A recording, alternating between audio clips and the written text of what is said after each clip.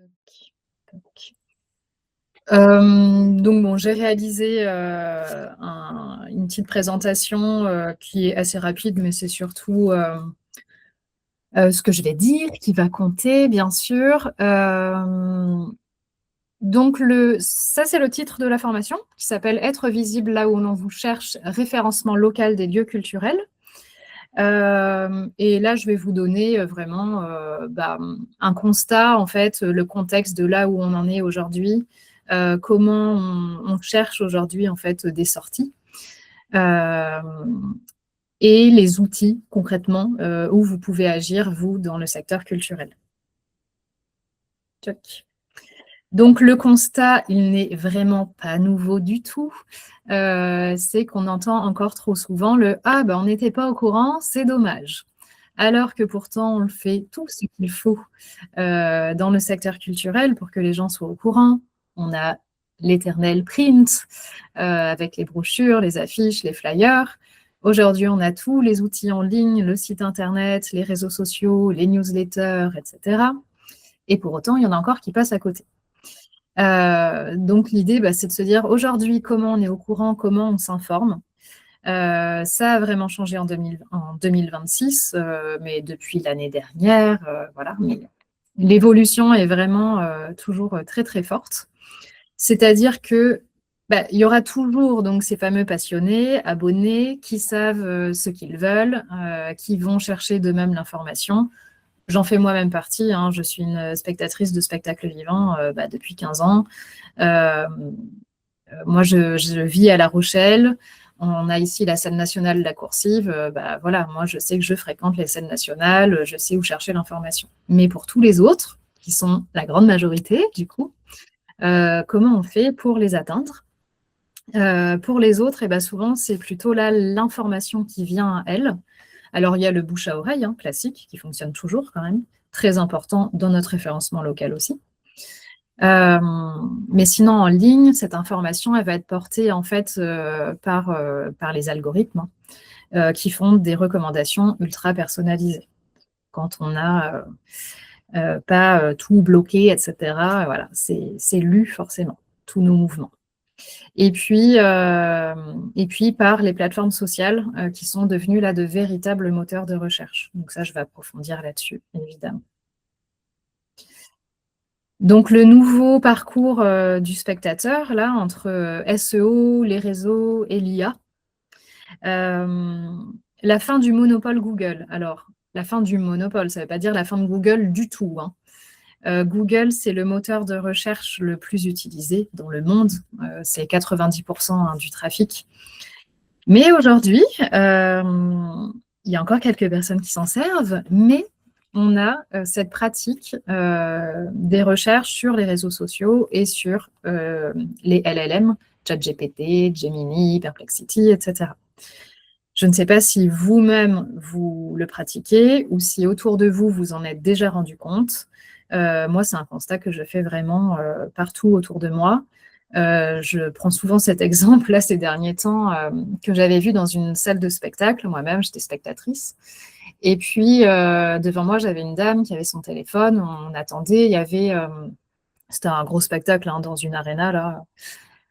Non, Cité des Congrès. Et puis, il y avait la fumée, il y avait de la fumée, quoi, de début de spectacle. Et du coup, elle ouvre son téléphone. Et là, elle ouvre ChatGPT. Et elle demande à ChatGPT pourquoi y a-t-il de la fumée avant les spectacles. Et donc, ChatGPT répond que c'est pour l'ambiance, etc. Enfin voilà, il lui donne un descriptif. Et en fait, là, moi, je me suis retrouvée vraiment complètement étonnée. Je me dis, mais elle a ouvert donc son application ChatGPT pour demander cette question. Il n'y a pas eu du tout la pratique de je vais sur Google ou n'importe quel moteur de recherche pour chercher. C'était vraiment ChatGPT. Et après, à côté de ça, par rapport aux réseaux sociaux, là, pareil, alors très utilisé par la Gen Z, les 15, 25, 30 ans, c'est de chercher directement, eux, ça va être TikTok, Instagram, hein, principalement. Moi, là, je voyais, j'avais un étudiant en licence 3, Infocom, je parle justement de ce sujet-là, du référencement local, et puis il dit « Ah bah oui, moi, par exemple, le week-end dernier, j'étais à Lyon, Je voulais manger des smash burgers avec mon cousin, et ben, j'ai ouvert TikTok et il a cherché en fait meilleur smash burger de Lyon. Et donc là, bah, on trouve plein de contenus sur les contenus food. Il y a vraiment beaucoup de choses sur TikTok. Mais donc, ça a été son initiative de base. Lui, c'était d'aller sur TikTok. On peut le faire aussi sur Instagram, évidemment. Donc voilà, les réseaux sociaux, les IA.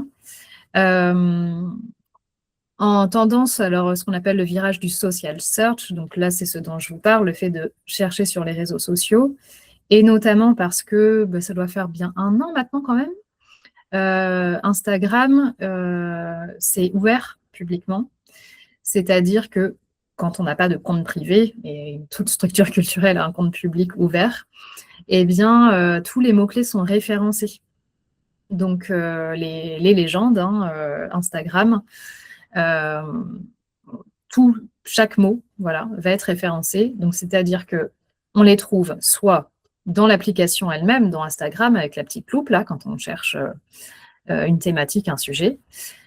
On peut trouver les posts, mais aussi dans les moteurs de recherche, et donc notamment Google. Et puis donc, l'arrivée du GEO, puisque SEO, c'est le référencement naturel sur les moteurs de recherche, et le GEO, donc c'est l'optimisation là, sur les IA génératives, conversationnelles. Donc comme GPT, Gemini, etc. Et là, en fait, l'idée, c'est qu'il y a des personnes qui cherchent directement dessus et qui pourraient chercher quoi faire en famille ce week-end, ou sortir en famille, ou sortir en amoureux, etc. Avec le nom de la ville. Parce que là, c'est quand même ce qui va nous importer dans cette formation et là, dans ce webinaire autour du référencement local, c'est que très souvent, dans le référencement web, eh bien, on oublie de nommer où on est, où les actions, les activités, les spectacles, etc. se passent. La ville, le territoire, le département, la région, tout va compter dans notre champ sémantique, donc dans ce nouveau parcours du spectateur, dans le référencement local. Donc les 3 piliers justement du référencement local. Alors on va avoir la fiche Google. Donc sur Google Maps, le Google Business Profile, là. Ça, sur mobile, ça va souvent être le premier point de contact.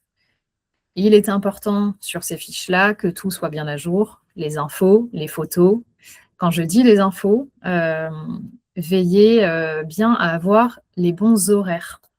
Alors, pas toujours facile pour une structure culturelle, un lieu culturel ouvert, parce que, j'en parlais en formation justement la semaine dernière, quelqu'un avait cette problématique. On a les horaires de billetterie, mais on a aussi les horaires, du coup, c'est ouvert le soir parce qu'il y a du cinéma, parce qu'il y a une exposition qui est sur d'autres horaires que la billetterie, parce qu'il y a des spectacles, etc. Là, c'est vraiment à voir au cas par cas, mais quand même, la meilleure suggestion, c'est de mettre les horaires de la billetterie, parce qu'on est sûr que ça, c'est les horaires réguliers, c'est tout le temps ouvert à ces temps-là. Et en dehors, tant mieux si c'est ouvert en plus et que les gens arrivent et que c'est ouvert. Mais en général, c'est pour de l'événementiel de toute façon, donc c'est des gens qui viennent de fait. Ce qui est important, donc en tout cas, c'est que ces horaires mis sur la fiche Google soient les mêmes partout, sur votre site internet, sur vos réseaux sociaux, etc. En fait, Google, quand il référence les fiches Google, là, vous, dans les lieux culturels, il n'y a pas tant de concurrence, pas comme un restaurant où il va y en avoir plein dans une grosse ville, mais quand même, en fait, au quart d'heure près, Google va pénaliser votre fiche si ces horaires ne sont pas les mêmes qu'ailleurs. Donc, à savoir quand même. Autre pilier du référencement local, ça va être la sémantique territoriale. Donc là, c'est ce que je vous disais. Donc, on oublie souvent le nom, le lieu géographique. Donc, exemple, ne dites pas spectacle des danses, mais dites danse contemporaine à quartier, ville. Quand on a une ville qui a plusieurs quartiers, c'est bien aussi de nommer le quartier. Ça va vous aider. Donc, on référence en fait une expérience géographique. On ne référence pas une thématique. Je vais vous montrer des exemples plus détaillés pour que vous compreniez bien. Et puis le maillage local, parce que travailler sur son référencement à soi, c'est bien, mais il faut aussi voir comment en extérieur, on est cité, etc. Donc là, il y a toute l'importance des agendas municipaux, locaux, les offices de tourisme qui peuvent relayer, des blogs locaux. Donc tout ça, c'est ce qu'on appelle les backlinks, donc les liens qui sont en dehors de votre site et qui dirigent vers votre site internet. Et spécificité dans le secteur culturel, c'est le fait de faire face à la donnée périssable. Très souvent, vous pouvez avoir un spectacle qui dure, alors j'ai mis 3 jours en exemple, mais parfois c'est qu'une seule soirée, alors que le SEO, ça met 3 mois au moins, voire plus parfois, à être bien efficace. Donc, la solution pour vous, en fait, c'est de vous focaliser sur les autres pages du site internet et puis sur les réseaux sociaux aussi, sur le lieu et les rendez-vous récurrents. Donc, sur les ateliers qui se font pendant l'année, sur les temps à bord de plateau, les temps autres, le bar du théâtre s'il y en a un, bar ou restaurant. Et vraiment, sur le contenu, en fait, qui reste toute l'année, là, pour le coup. Voire plus quand c'est la page, l'histoire du lieu ou le à propos, etc. Quelques autres tendances, il y a des choses que j'ai déjà dites, mais donc les Reels et TikTok, tout ce qui est format de vidéo court, bien évidemment, ça sert beaucoup au référencement local. En sachant que tout est lu par les algorithmes, en fait, par les robots. C'est-à-dire, ça lit la légende que l'on écrit, mais ça lit aussi les sous-titres et ça lit même les voix off. Donc, tous les mots-clés qu'on va lire, entendre partout comptent. Voilà. Et donc, aujourd'hui, on regarde plus volontiers un créateur de contenu qui va parler de son expérience, qui va tester une sortie, une activité culturelle. On est dans le bouche à oreille, mais numérique, en fait. On a aussi donc tout ce qui va être la recherche conversationnelle, j'en ai parlé, où on pose des questions. Donc là, j'en ai un autre exemple, où sortir ce soir à Lyon pour voir de l'art moderne sans trop de monde. Voilà, c'est très précis, pour voir de l'art moderne, mais vous voyez un peu l'idée. Des mots-clés de longue traîne, on appelle ça aussi dans le référencement web. Et puis, il y a cette question du vrai. On avait avant cette esthétique parfaite, instagrammable, etc. On voulait voir des beaux visuels. Aujourd'hui, on veut surtout savoir ce qu'on va vivre dans un environnement. Et donc, les gens font davantage confiance aux commentaires et discussions sous les posts plutôt qu'aux messages marketing officiels. On fait confiance aux photos brutes. Parfois, on se dit « Oh là là, elle n'est pas très belle, cette photo. » Bah ouais, mais c'est ça qui fait que, au final, on voit vraiment l'expérience, la vie dans un lieu. Donc, sans filtre. Parfois, c'est un peu flou. C'est pas grave, ça montre la réalité de l'événement. Je dis pas de faire que ça, bien évidemment. Les photos des photographes des lieux culturels, il faut continuer, il faut les garder. C'est ce qui montre aussi toute la qualité du lieu et qui sont exploités sur le long terme. Sur la photo brute, on va être plus dans le contenu plus éphémère, en story par exemple. Ça, c'est très bien. Et puis, tout le bouche à oreille numérique via les messageries privées, donc tout ce qui va être WhatsApp, Discord, etc. Alors là, je ne dis pas aux structures culturelles de commencer à utiliser WhatsApp, tout le monde s'y met, etc. C'est vraiment quelque chose qui me pose question, moi. Je ne suis pas forcément pour. J'en ai discuté avec plein de personnes au sujet de WhatsApp. Il peut y avoir un côté intrusif. Souvent, les gens disent on a déjà trop d'infos sur WhatsApp. Il y a les groupes de famille, d'amis, il y a l'APE quand on est parent d'élèves, etc. Donc ça, c'est vraiment des grosses discussions à avoir en structure. Et d'ailleurs, on pourra échanger là-dessus si vous voulez également.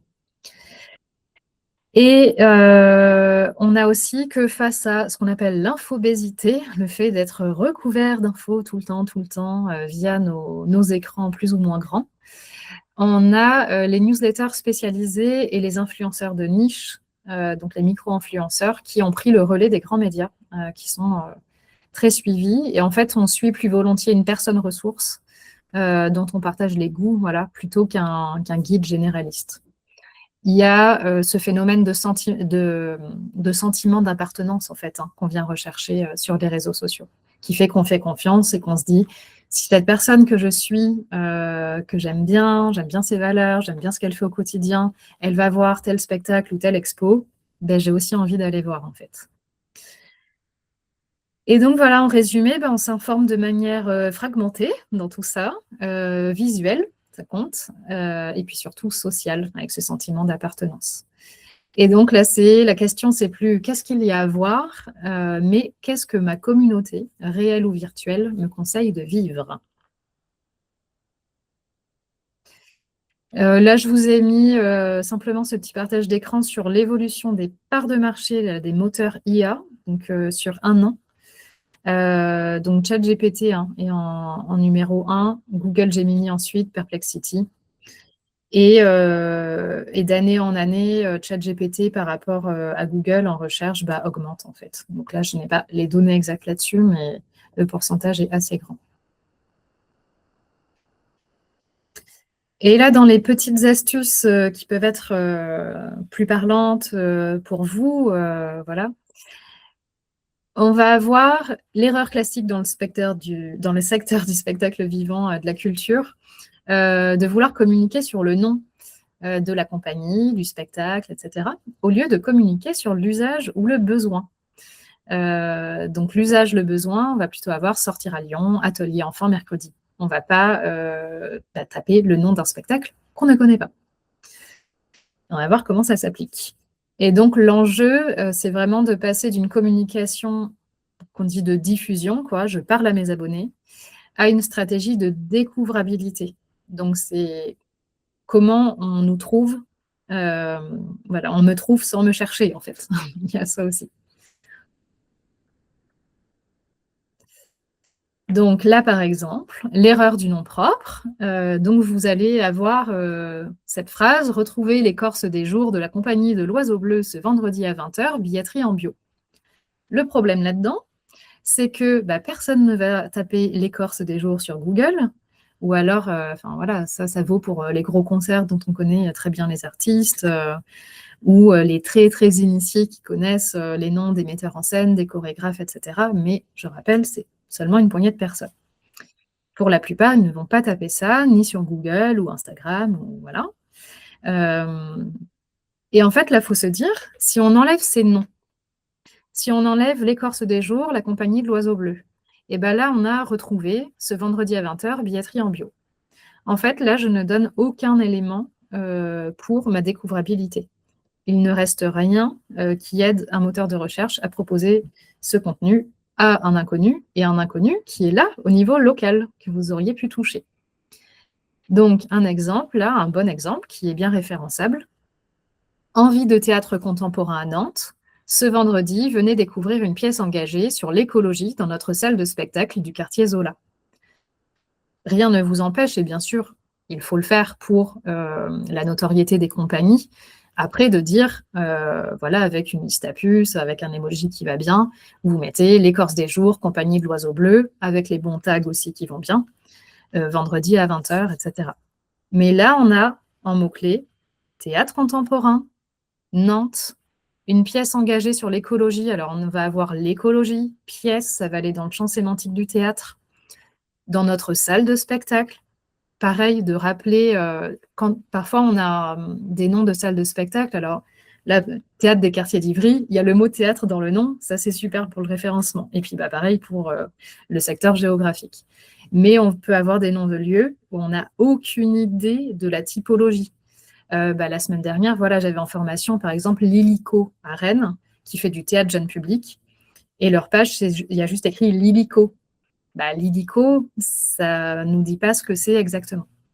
Donc, quand on a un nom de salle comme ça, bah, c'est bien de rappeler salle de spectacle. On va rentrer dans notre champ sémantique, là, théâtre contemporain, pièce engagée, salle de spectacle. Tout ça va bien nourrir le référencement. Et puis l'écologie, parce que pourquoi pas, dans les mots-clés que vont taper les gens, ils peuvent chercher quelque chose autour de ces thématiques-là. Donc, c'est bien d'en parler aussi. Ensuite, ça, c'est ce que je vous disais, que Instagram, TikTok utilisent désormais le texte de vos légendes, mais aussi les images, les sous-titres, les voix off. Donc, si on écrit sortie famille Lyon, l'algorithme peut montrer le contenu aux Lyonnais qui aiment la culture. Voilà.